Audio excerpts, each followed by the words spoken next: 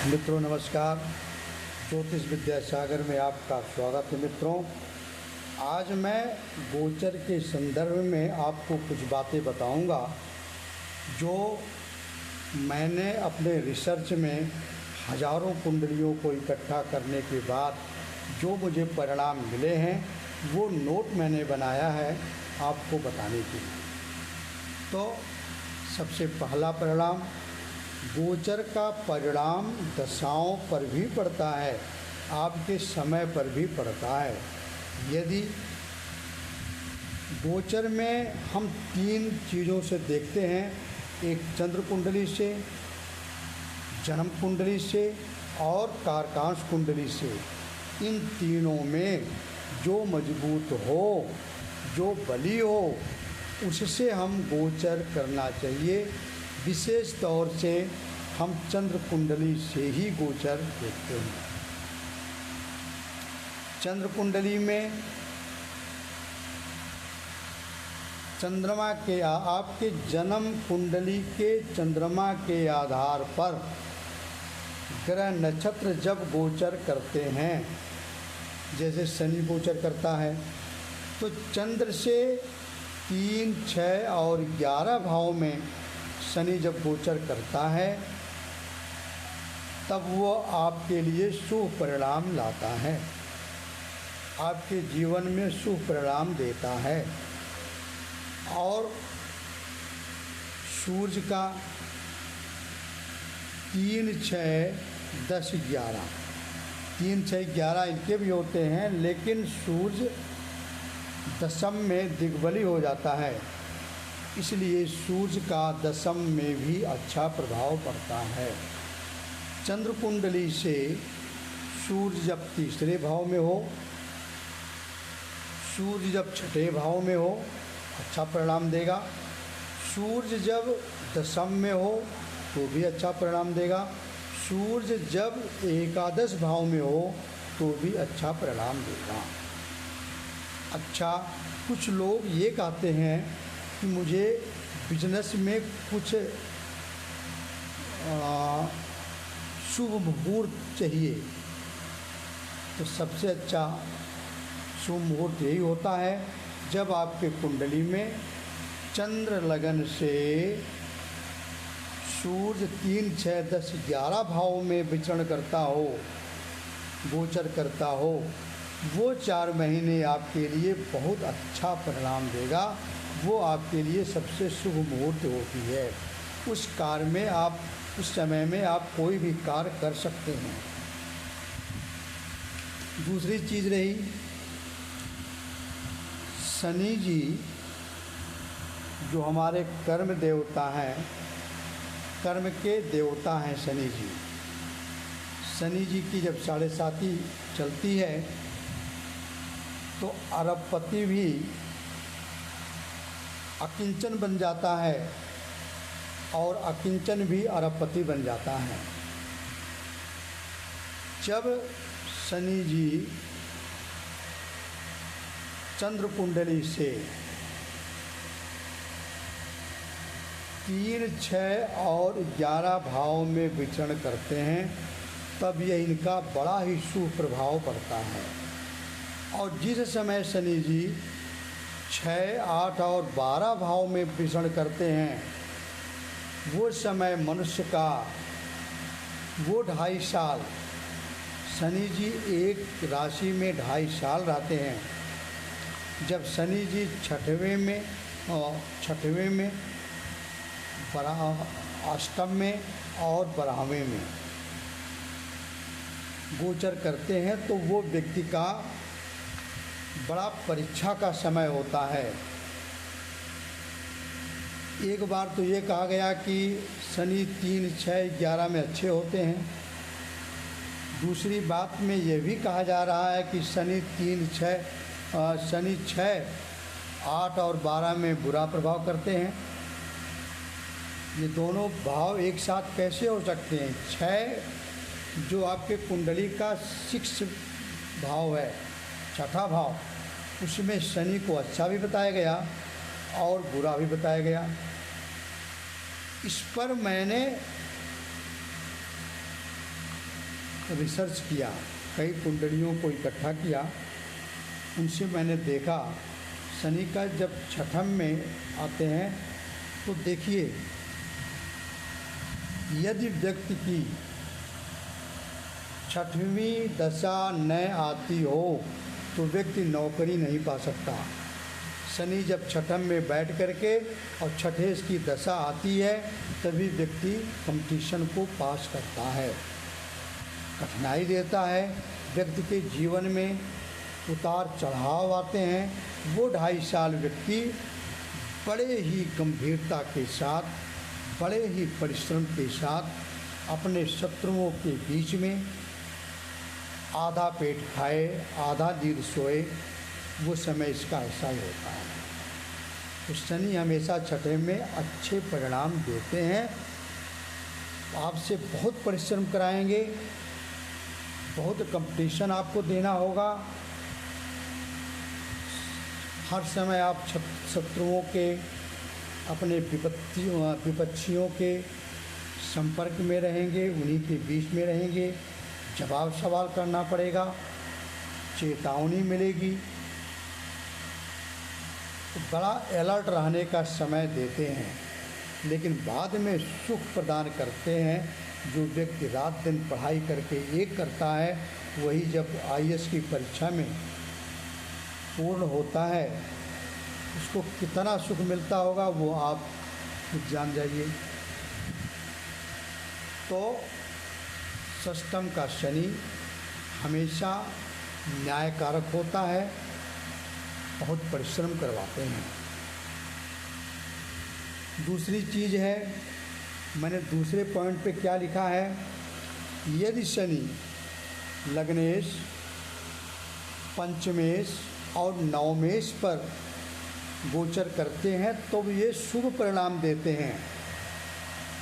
शनि जिस समय लग्नेश पर, लगन पर नहीं, लगन के मालिक पर जब गोचर करेंगे तब व्यक्ति के जीवन में कुछ उत्थान जरूर होगा। यदि शादी का समय होगा, शादी हो जाएगी। विवाह, बच्चे का समय होगा, बच्चे हो जाएंगे। नौकरी का समय होगा, नौकरी हो जाएगी। समय के अनुसार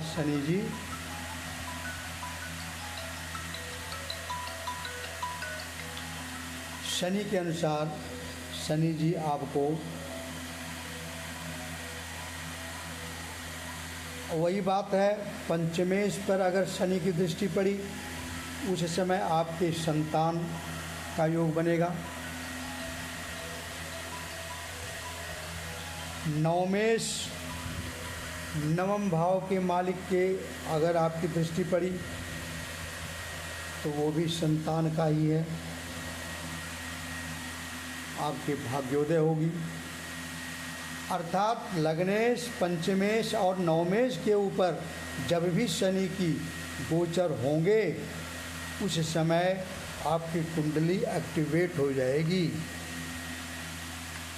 ये बहुत ही रिसर्च में चीज़ है जो मैंने पाया है और जो मैं कई कुंडलियों से निकाल करके आपको मैं दे रहा हूँ।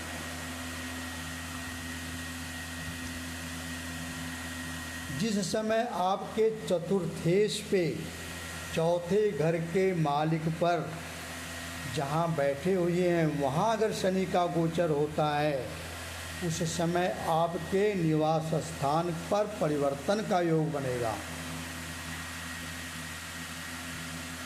परिवर्तन का योग, निवास स्थान पर आपको छोड़ना पड़ेगा। कब? जब आपके चतुर्थेश के ऊपर शनि का गोचर पड़ेगा। तो बहुत सिंपल सूत्रों में मैं आपको बता रहा हूँ। तीसरा,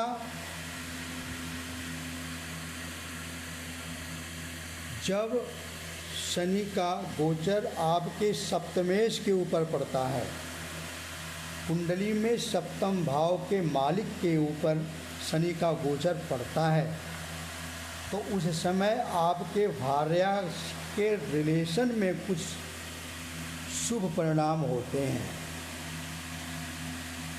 आपकी पत्नी के संदर्भ में कुछ शुभ परिणाम आएंगे, अशुभ परिणाम नहीं आएंगे। कब? जैसे कोई भी शुभ परिणाम, आपकी पत्नी का नौकरी लग जाए, बच्चे पैदा हो जाएं, या कोई बहुत सारे शुभ परिणाम होते हैं, वो आप अपना निकाल लीजिए। उस समय जब आपके सप्तमेश के ऊपर शनि का गोचर चलता है, उस समय आपके भार्या से संबंधित कुछ समाचार, शुभ समाचार आपको सुनने को मिलते हैं। ये गोचर 2.5 साल का होता है।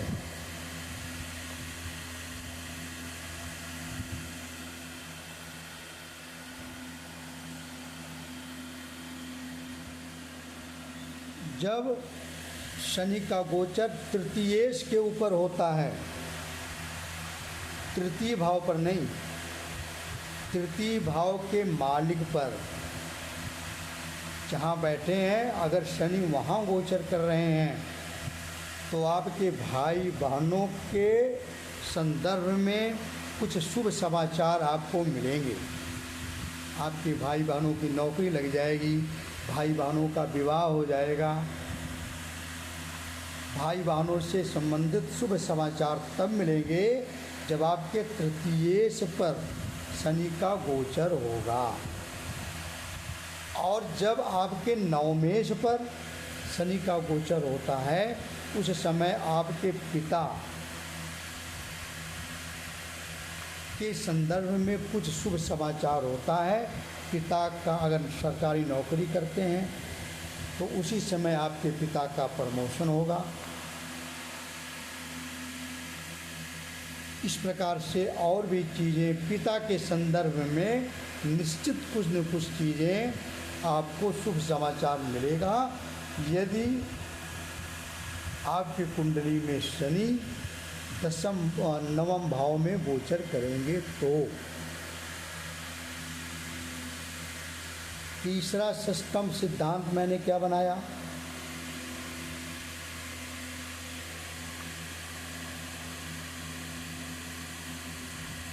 पहले ही बता दिया कि 6वें, 8वें और 12वें भाव पे शनि का गोचर जब होगा, उस समय आपको आँखों से आंसू नहीं रुकेंगे। षष्टम का प्रभाव मैंने बता दिया, वो आंसू सुखमय होंगे। अष्टम का आंसू बहुत रोगमय होगा। द्वादश का आंसू तो आप पूछिए ही मत, 7.5 तभी चलती है।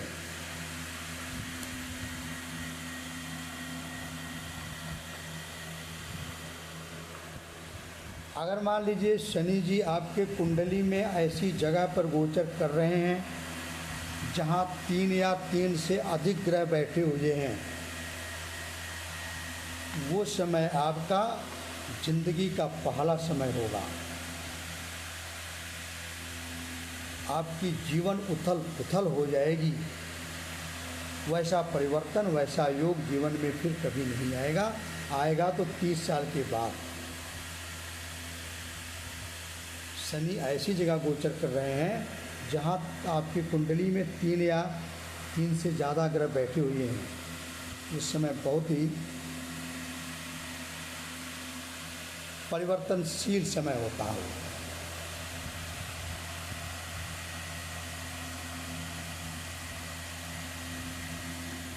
अब बृहस्पति का सुनिए। बृहस्पति जी अगर आपके 6वें, 8वें, 12वें भाव पर गोचर करते हैं तो उस समय आपको सत्ताहीन कर देंगे। अगर किसी की कुंडली में बृहस्पति षष्टम, अष्टम और द्वादश भाव पर गोचर कर रहे हैं तो आप जहाँ काम करते हो वहाँ से आपको हटना पड़ेगा। निश्चित है, ये 100% सत्य है। उस समय आप सत्ताहीन हो जाओगे, नौकरी से च्युत हो जाओगे, नौकरी से सस्पेंड हो जाओगे, बिजनेस व्यापार से आप दूर हो जाओगे। लेकिन वही बृहस्पति अगर 6ठे, सप्तमेश और अष्टमेश, द्वादशेश छठेश, अष्टमेश और द्वादशेश के ऊपर गोचर करेंगे तो ये आपको व्यक्ति को ये संरक्षण प्रदान करते हैं। तब इनका कोई कुछ नहीं कर सकता, क्योंकि बृहस्पति का संरक्षण मिल गया है। इससे सुन लीजिए, बृहस्पति का 6वें, 8वें, 12वें भाव में जाना, सत्ताहीन होना, बृहस्पति का छठेश, द्वादशेश, अष्टमेश के ऊपर जाना आपको संरक्षण प्रदान करना है।